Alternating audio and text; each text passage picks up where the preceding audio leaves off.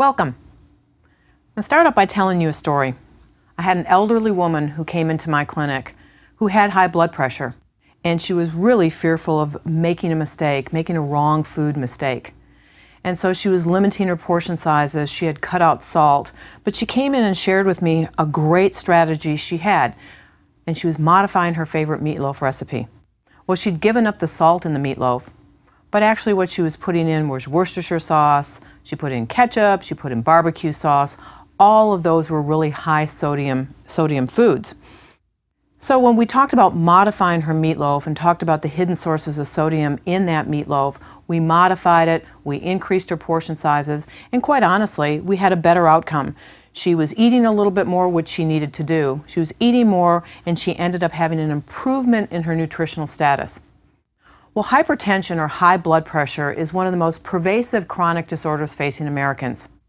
According to the National Center for Health Statistics and the National Heart, Lung, and Blood Institute, the prevalence of hypertension in the United States varies by ethnic group. It's an unbelievably prevalent disorder with millions of Americans being affected, and over 1 billion people worldwide every year are diagnosed with high blood pressure. Now here in the United States, that equates to 1 out of 3 Americans. Really very pervasive disorder. What are the consequences? Well, uncorrected high blood pressure can lead to congestive heart failure, heart attack, stroke, arterial aneurysm where the walls of the blood vessel become dilated. And it is the leading cause of chronic kidney or renal failure in the United States, leading to dialysis. Even a moderately elevated blood pressure can lead to a shorter life expectancy. And I'm going to remind you, not everybody has signs and symptoms of high blood pressure, so you really have to monitor. Well, there is a solution out there, and the solution is called the DASH diet. DASH stands for Dietary Approaches to Stop Hypertension. Now, there are many dietary strategies to control high blood pressure, and that's good news for all of us, because now we're armed with lots and lots of tools. We've got weight management, adequate potassium, calcium, and magnesium are central to managing your blood pressure. Now remember, those are the nutrients that we're going to concentrate on, but we're also going to integrate that with food. So, what constitutes high blood pressure? For adults, normal blood pressure is considered 120 over 80 millimeters of mercury, and that's your normal blood pressure. What is blood pressure? Blood pressure is the force of the blood pumping against the arterial walls. Sometimes this is defined as cardiac output, how hard the heart is pumping, and peripheral resistance. What kind of resistance does that blood meet as it flows through the blood vessels? Even slight elevations above this number can cause health problems. Well, that systolic number is the top number. And previously it was thought, you know what, this is not a very important number. We don't really know the magnitude or the effect of high systolic pressure. But that's the force of the blood when the heart beats. Most recently, multiple studies suggest that decreasing that systolic blood pressure by 12 to 13 millimeters of mercury over a 4-year period of time can reduce the incidence of stroke by 37%. So the take-home message is that top number matters. It matters, and it matters in a big way. Diastolic pressure is the bottom number. It represents the force in between heartbeats. It's a more important risk factor for those under the age of 50. According to the American Heart Association, the pattern and significance of high blood pressure changes depending on your age. So under the age of 50, you may focus in on the diastolic number. Over the age of 50, the systolic number. So both of these numbers are important. Now, the systolic number oftentimes represents the stiffness of those blood vessels. So again, as we age, as we end up with plaque in our arteries, all of those risk factors stiffen that blood vessel slightly and again increase that systolic number. For those individuals who have normal blood pressure at 55, so if you're 55 or older and you said, oh, I've had normal blood pressure, I don't have a risk factor, I'm going to encourage you to continue to monitor because you still have a 90% lifetime risk of high blood pressure. So you might be lulled into this false sense of security. I'm good to go because my systolic number is great. I'm 57 years old. Monitor, monitor, and monitor. This stress of monitoring is according to the 7th report of the Joint National Committee on the Prevention, Detection, Evaluation, and Treatment of High Blood Pressure. Their suggestions are that for every 20 millimeter mercury rise in systolic pressure and 10 millimeter mercury rise in diastolic pressure, you double the risk of heart disease. So again, that's why this monitoring makes a difference. We now have a new category that's not really a disease, but it's, again, that's kind of early warning sign that your body's giving you that flashing light on the dashboard that says pay attention. Prehypertension is defined as a blood pressure from 121 over 81 to 139 over 89 millimeters of mercury. Not a disease category, but it tells you who's at risk of developing hypertension. I'm going to suggest to you follow the science on this, because as the science emerges, this category may become more relevant over time. Okay, what are the risk factors? Well, the risk factors for high blood pressure are numerous. Ethnicity is one. Depending on the estimates that you read, up to 40% of African Americans have hypertension.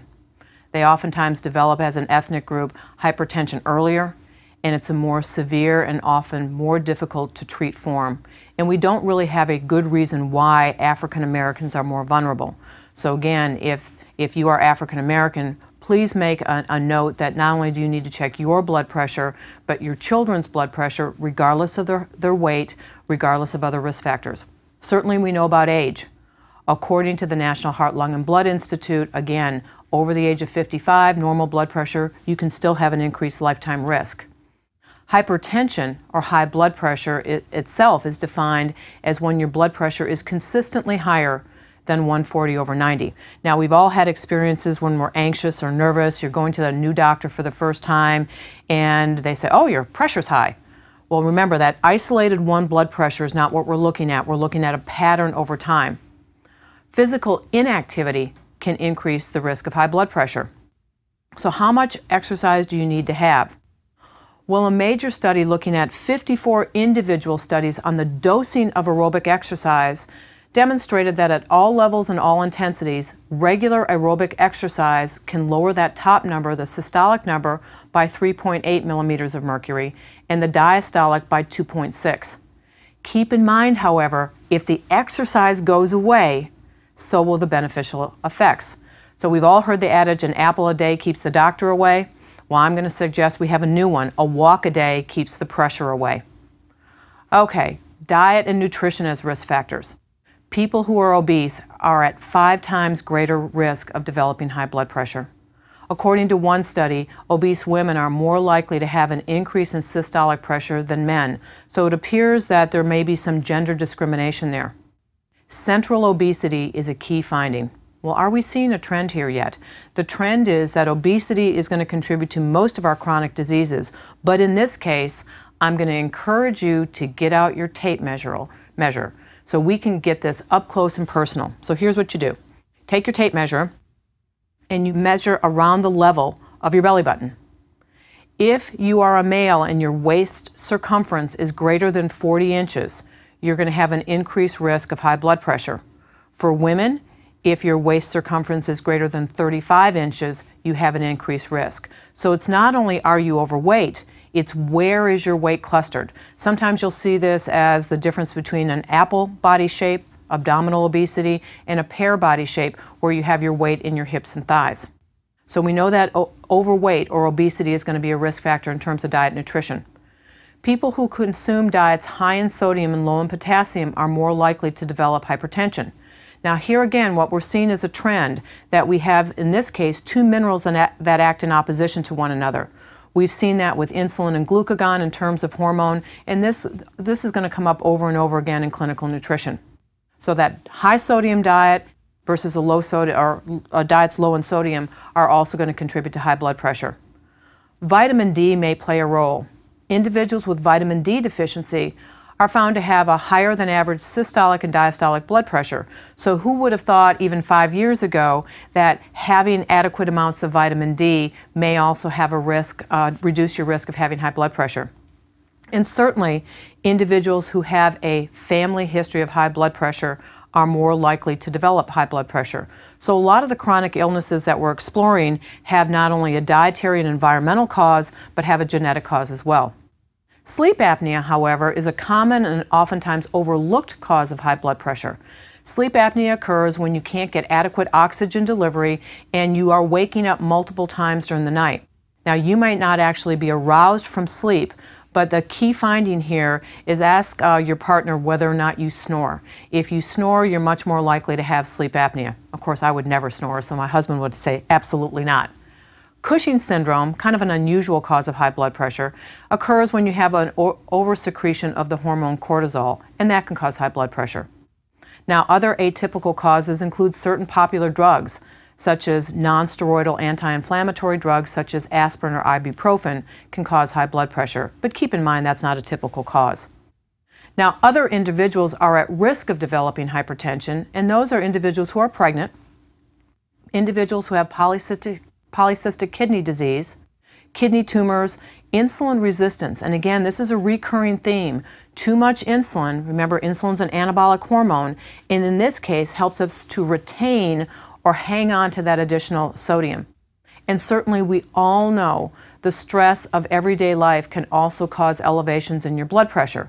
So a holistic view might be that you not only need to walk and you need to monitor your diet, but you also need to integrate strategies to reduce stress in your life.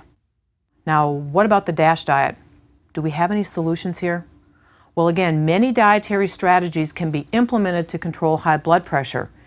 And oftentimes the combination of one or more strategies can lead to a better result. This total dietary approach of managing food, not necessarily supplements, but managing food, is one of the best methods to communicate a health and nutrition message. The DASH diet is one example of the whole food approach that's being endorsed by the American Dietetic Association. Okay, now the question is, does it work? Well, the original DASH diet did not stress sodium restriction or even body fat management, and the results were equivocal. Some studies would say, yes, the DASH diet works, and others said no. But aha, with the addition of sodium restriction and weight management, there's strong evidence that this approach can and does work. Research using the DASH diet to treat hypertension shows it can lower blood pressure in some people, not those that have very resistant high blood pressure, oftentimes not as effective in African Americans. It can lower blood pressure to the same extent as drug therapy does. It can also lower blood pressure, often more than other lifestyle changes, and again, more than one singular intervention alone. So the bottom line here is combining all these strategies and not just picking one, not just focusing in on sodium restriction, is more effective than a combination of other lifestyle strategies. Now, after 2 months on this diet, when individuals are put on the DASH diet, what have we seen? We've seen a reduction of systolic pressure by an average of 11.4 millimeters of mercury and a diastolic decrease by 5.5 millimeters of mercury. Very significant. So for every 2 millimeters of mercury reduction in systolic pressure, it reduces your risk of heart disease by 5% and your risk of stroke by 8%.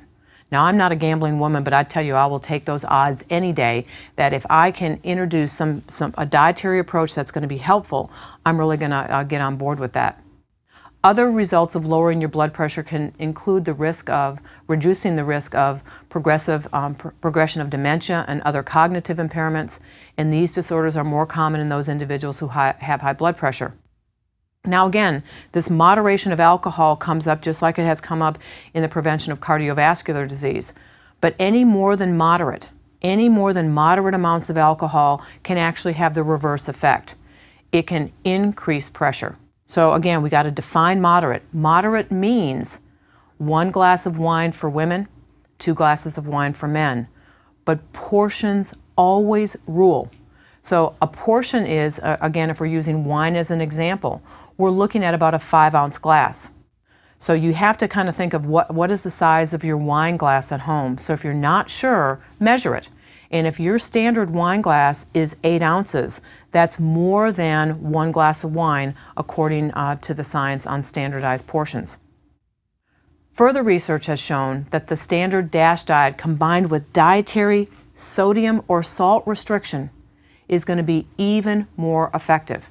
Now I'm going to tell you, the science will suggest if you combine that with 1,500 milligrams of sodium or less, you can get really even more significant reductions. I have to tell you though, that's a little bit of a difficult challenge for most Americans, as we're going to explore. So again, adding in some sodium restriction can be helpful. But just like my elderly woman, if it gets to the point where you cannot tolerate the way your food tastes, adding a little bit more salt may actually improve your nutritional status, because we've got lots of tools in our toolbox in terms of controlling high blood pressure. In general, the DASH diet focuses in on a high content of fruits, vegetables, low-fat dairy products, and a low-fat composition. I'm going to suggest to you, however, we're not just talking about low fat, we're talking about right fat. And remember, those right fats tend to be the essential fatty acids, omega-6 and omega-3 fatty acids. Well, what's the role of potassium, the major mineral in fruits and vegetables? Well, sodium and potassium, again, are the yin and yang of blood pressure nutrition. And again, I'm going to suggest that you look at or listen to the lecture on those minerals. For every increase, 1 unit increase in the ratio of sodium-potassium excretion, how much you're getting rid of, there was a 24% increase in the risk of heart disease. So lowering the sodium intake while increasing the potassium intake is the best stroke defense. So the analogy I use is bodies like to be in the middle of the road. We really like the middle of the road. It gives us a little wiggle room. You know, we can go left or right a little bit. But when I have a high sodium intake and a low potassium intake, I've got an imbalance here. My body is forced to live in the ditch, and we don't do very well as human beings when we live in the ditch. We're designed to go down the middle of the road. So keep in mind what we're trying to do is really balance those minerals. The hard part is the average American consumes about 3.6 grams of sodium per day. This is more than the federal guidelines of 2.4 grams of sodium per day. American Heart Association, again, gets a little bit more aggressive and recommends under 2 grams of sodium per day. Now, however, sodium and salt are not really the same thing, but we use those things interchangeably. Salt, by definition, is sodium times 2.5, and many of us, again, use these terms interchangeably. A teaspoon of salt is equal to 2.3 grams of sodium. So again, just a teaspoon of salt in your diet a day is going to be close or exceed most of our public health recommendations on sodium consumption.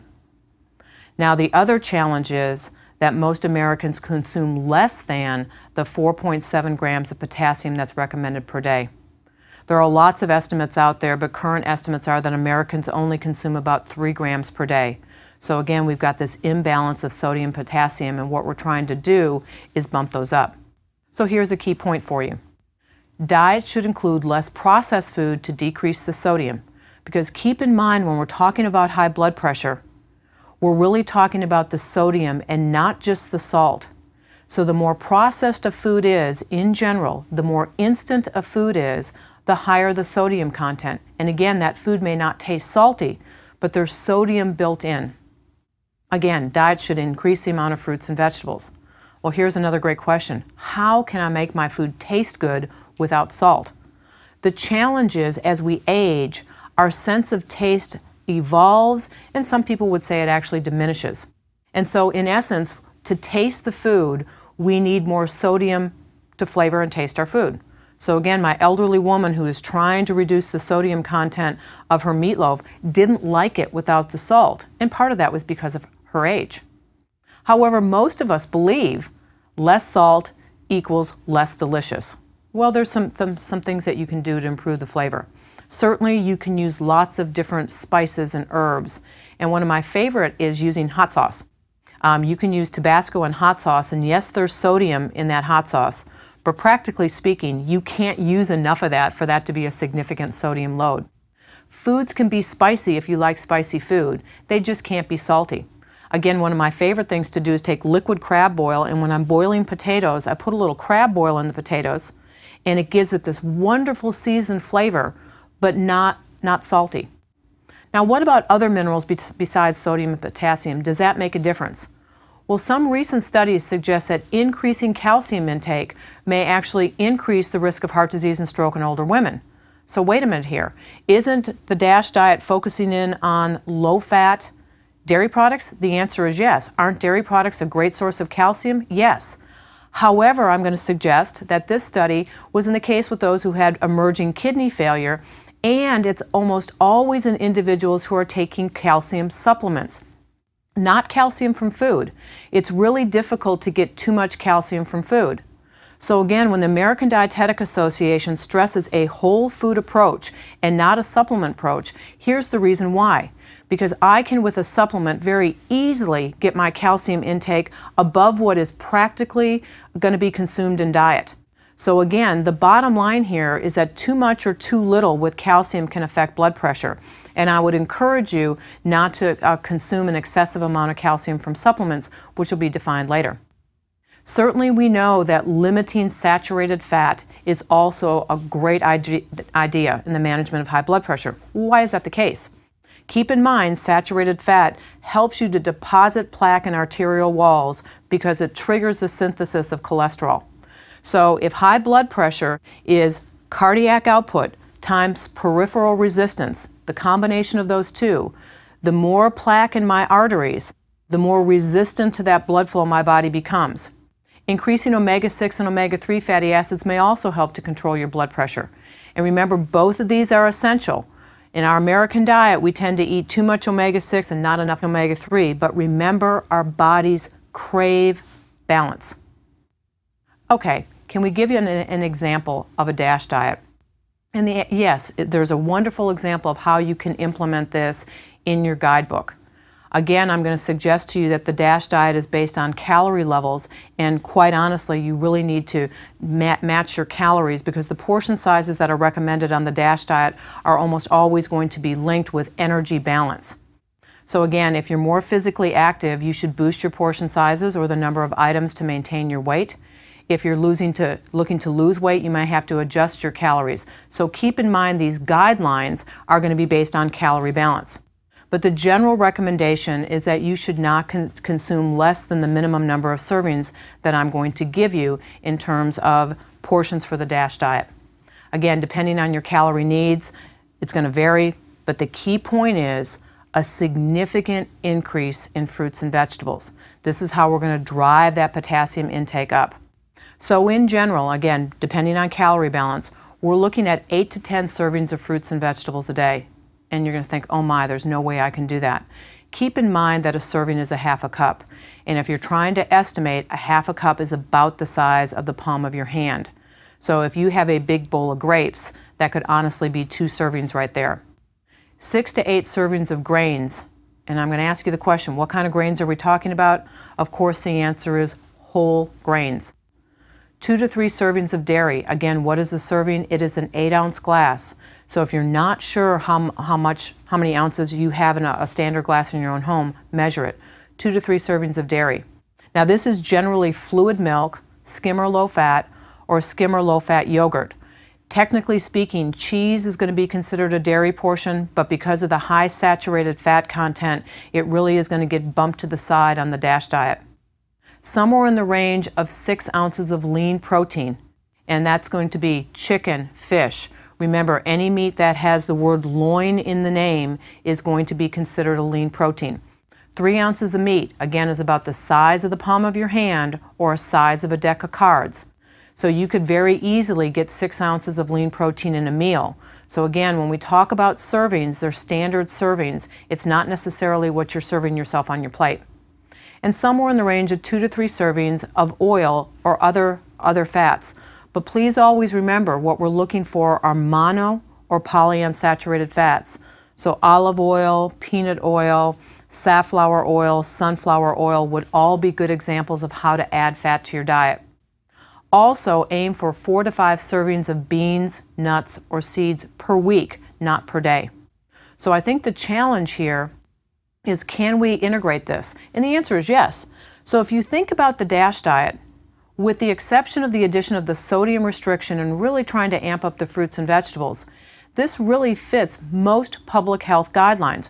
We're tweaking this to take the science of what we know about these individual minerals, and what we're now trying to do is combine that into an eating plan that you can enjoy. Okay, frequently asked questions. My food doesn't taste salty, so that means I have a low sodium diet? I can't taste the salt in my food.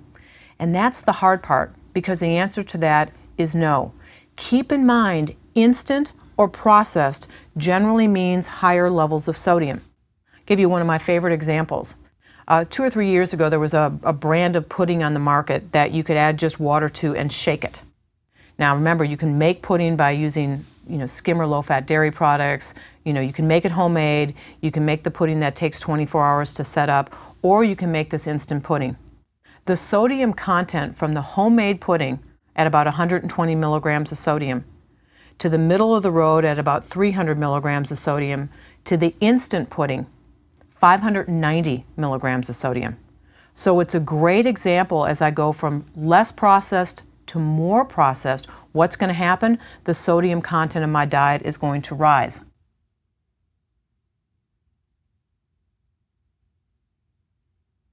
Also, just because a food tastes salty, doesn't mean it's a high sodium food. The salt could be on the outside. Now this one may surprise you. A small little vending machine size bag, not the grab bag, not a bigger bag, but a small individual bag of potato chips has in the range of about 150 milligrams of sodium.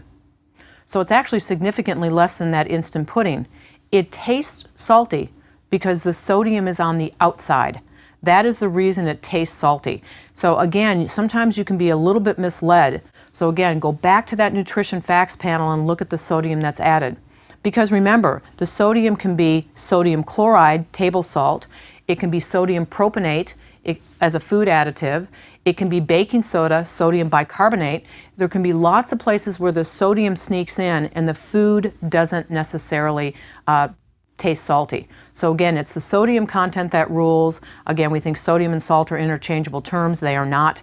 And so you want to look at the label for sodium intake. Now, if I have to eat 8 to 10 servings of fruit, can I just drink more juice? Well, keep in mind what we're really trying to do here is an integrated approach. And yes, by drinking more juice, I can get more potassium in my diet. And that may be a strategy for some people, that you just can't tolerate the volume. But again, what we're really looking for is this integrated approach. So if I need to lose weight, if losing weight is going to be an effective intervention to control my blood pressure, I don't necessarily want to overdrink juice and not pay attention to portion size. So portion size rules, portion sizes are king, and so I think that's a really key strategy. Yes, you can drink more juice, but in my world, I'd much rather have you eat the whole fruit, because again, I'm getting fiber and I'm going to get other things that are going to make that diet a little bit more integrated and holistic. Now, is the DASH diet something that my whole family can do, or is there anything that I can do to make the food preparation easier? And the answer is yes, your whole family can be on this diet. Keep in mind, you want things that are less instant. So say, for example, most days of the week, you can make a meal for your family and you're using whole ingredients. But a couple days a week, you really need to go out and get fast food. You think, okay, I'm going to go out and get fast food. I'm going to go out and get a burger. Well, I kind of know that's probably going to be relatively high in sodium. But maybe in this fast food restaurant, I'll look for a fruit or vegetable option. This might be a great time to see whether or not they're selling orange juice on their menu. Can you get sliced apple? Think fruits and vegetables to kind of balance out that high sodium. Also keep in mind that your body remembers what you do most of the time. Just like in the management of high blood pressure, it's not that singular value that we're concerned about. We're looking at changes over time, and your body works the same way. So if you have to have a higher sodium meal because of your family demands, so be it. Keep in mind, because this is a whole food approach, and certainly most Americans are going to develop high blood pressure in their lifetime, why not put your 3 or 4-year-old daughter, son, grandson, granddaughter on this diet? Perfectly great for you to do. So it is a wellness approach for your whole family. Most of the time we consume more sodium than we need, and so teaching our children that fruits and vegetables and grains can be delicious without salt is a gift that only you can give them. Are there cookbooks out there? Are there any cookbooks that are out there? And I'm asked that question all the time. I'm going to suggest to you anything from the American Heart Association, whether it's online or whether it's an American Heart Association cookbook, really integrates all this science and puts it into a usable form for consumers. Another great place to get great information other than the American Heart Association is the National Heart, Lung, and Blood Institute, and they actually have DASH pamphlets, DASH recipes, and some other ways that you can quickly get on board with this DASH approach. So monitoring your high blood pressure, realizing that you can be an integral part in controlling your high blood pressure takes you on that road to wellness. Thank you.